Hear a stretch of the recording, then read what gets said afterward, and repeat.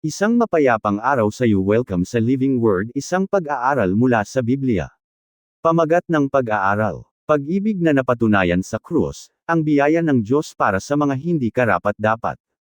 Isang pag-aaral sa kasulatan at teolohiya batay sa Roma Kapitulo 5 versikulo 8. Pangunahing teksto: Datapwat ipinadadama ng Diyos ang kanyang pag-ibig sa atin, na nang tayo'y mga makasalanan pa, si Kristo ay namatay dahil sa atin. Roma Kapitulo 5 versikulo 8. Panimula. Ang Roma Kapitulo 5 versikulo 8 ay isa sa pinakamalinaw at pinakamagandang pahayag tungkol sa pag-ibig ng Diyos sa buong kasulatan. Ang pag-ibig ng tao ay madalas nagbabago ayon sa sitwasyon. Minsan ay nagmamahal ang tao dahil sa pakinabang, kabutihan, itsura, o kapakinabangan sa isa't isa. Ngunit ang pag-ibig ng Diyos ay naiiba. Ipinahayag ni Apostol Pablo ang pag-ibig na umaabot sa mga taong hindi karapat-dapat. Datapwat ipinadadama ng Diyos ang kanyang pag-ibig sa atin. Pansinin na hindi sinabi sa talata, inibig tayo ng Diyos matapos tayong maging matuwid. Hindi rin sinabi, inibig tayo ng Diyos matapos nating itama ang ating sarili. Sa halip ay sinabi, nang tayo'y mga makasalanan pa. Hindi naghintay ang Diyos na bumuti ang kalagayan ng tao bago ipakita ang kanyang pag-ibig. Siya ang naunang lumapit. Siya ang naunang kumilos. Siya ang unang nagmahal. Ang pangunahing katotohanan ng bahaging ito ay, ipinakita ng Diyos ang kanyang pag-ibig sa pamamagitan ng pagpapadala kay Kristo upang mamatay para sa mga makasalanang hindi kayang iligtas ang kanilang sarili. Kasaysayang konteksto: Isinulat ni Pablo ang aklat ng Roma upang ipaliwanag ng malinaw at maayos ang ebanghelyo. Sa mga kabanata 1 hanggang 3, ipinaliwanag ni Pablo ang kalagayan ng tao bilang makasalanan. Itinuro niya na, ang mga Hudyo ay mga makasalanan. Ang mga Hentil ay mga makasalanan. Ang buong sangkatauhan ay nagkasala sa harapan ng Diyos. Mula sa kabanata 4 hanggang 5, ipinaliwanag naman ni Pablo ang tungkol sa pagiging matuwid dahil sa pananampalataya, kapayapaan kasama ang Diyos, pagkakasundo sa Diyos, biyaya. Ang Roma Kapitulo 5 versikulo 8 ay nagsisilbing matibay na pahayag na ang kaligtasan ay nakabatay sa pag-ibig ng Diyos at hindi sa kabutihan ng tao. Ang Diyos ang unang gumawa ng hakbang dahil sa pag-ibig. Datapwat ipinadadama ng Diyos ang kanyang pag-ibig sa atin. Kahulugan sa kasulatan. Ang pariralang, datapwat ang Diyos, ay nagpabago sa takbo ng kasaysayan ng tao. Ang tao ay nawawala. Ang tao ay hiwalay sa Diyos. Ang tao ay walang pag-asa.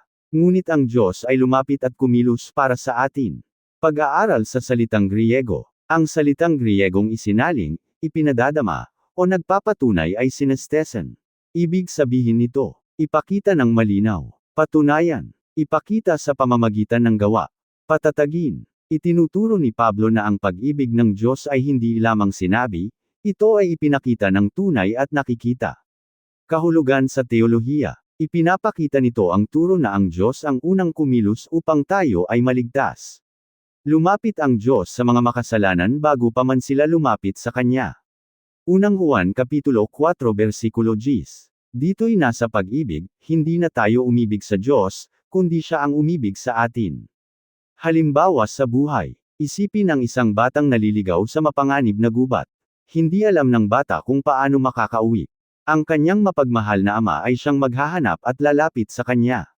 Ganyan din ang tao na lumayo sa Diyos, ngunit ang Diyos mismo ang lumapit at naghanap sa atin.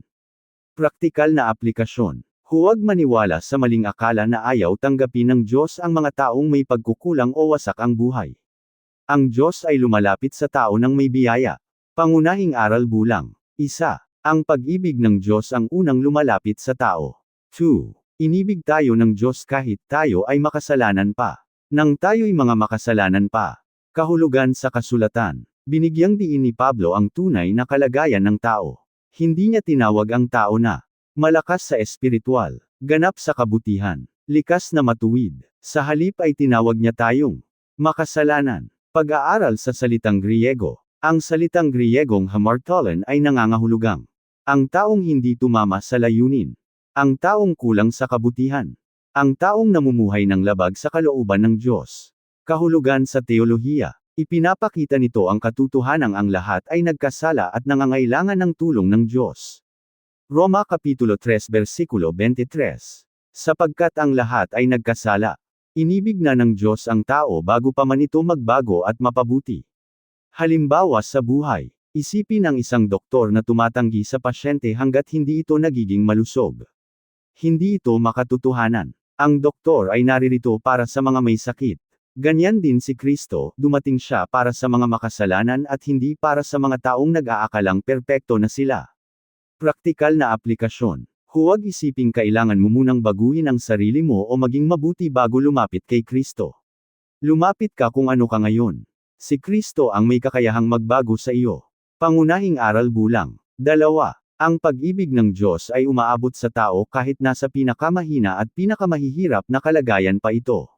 3. Ang pagkamatay ni Kristo ang PINAKAMATINDING pagpapatunay ng pag-ibig. Si Kristo ay namatay dahil sa atin.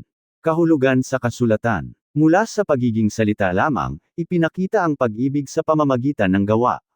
Ang pag-ibig ay naging tunay at nakita sa krus. Kahulugan sa teolohiya. Ipinapakita nito ang turo na si Jesus ay namatay kapalit natin upang bayaran ang ating kasalanan. Namatay siya, sa halip na tayo, dahil sa ating mga kasalanan. Upang matupad ang katarungan ng Diyos. Upang tayo ay magkasundo muli sa Diyos. Isayas Kapitulo 53 versikulo 5. Datapwat siya'y nasugatan dahil sa ating mga pagsalangsang. Halimbawa sa buhay, isipin ang isang taong hamarang sa panganib upang iligtas ang buhay ng iba. Ang kapalit ang tumanggap ng kapahamakan upang ang isa ay makapamuhay. Ganyan ang ginawa ni Kristo sa bundok ng Kalbaryo. Praktikal na aplikasyon. Pamumuhay araw-araw ng may pasasalamat sa sakripisyo ni Kristo. Hayaan mong ang pag-ibig ng Diyos ang magbago sa iyong pakikitungo sa iba, pananaw sa buhay, paglilingkod, pagsamba, pangunahing aral bulang. 3. Ang krus ang pinakadakilang katibayan ng pag-ibig ng Diyos. Praktikal na aplikasyon para ngayon. Para sa mga pamilya, turuan ang mga anak na ang pag-ibig ng Diyos ay ipinapakita sa gawa at hindi lamang sa salita.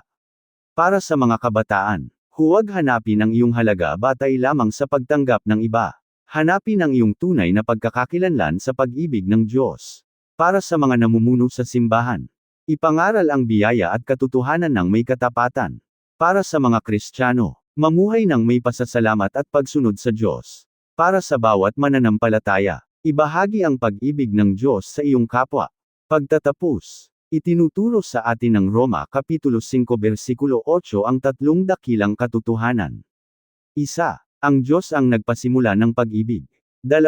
Inibig ng Diyos ang mga makasalanan. 3. Ipinakita ni Kristo ang pag-ibig sa krus. PANGWAKAS na hamon. Ang tanong ngayon ay hindi, mahal ba ako ng Diyos? Nasagot na iyan ng krus. Ang tanong ay, tumatanggap at tutugon ba ako sa kanyang pag-ibig?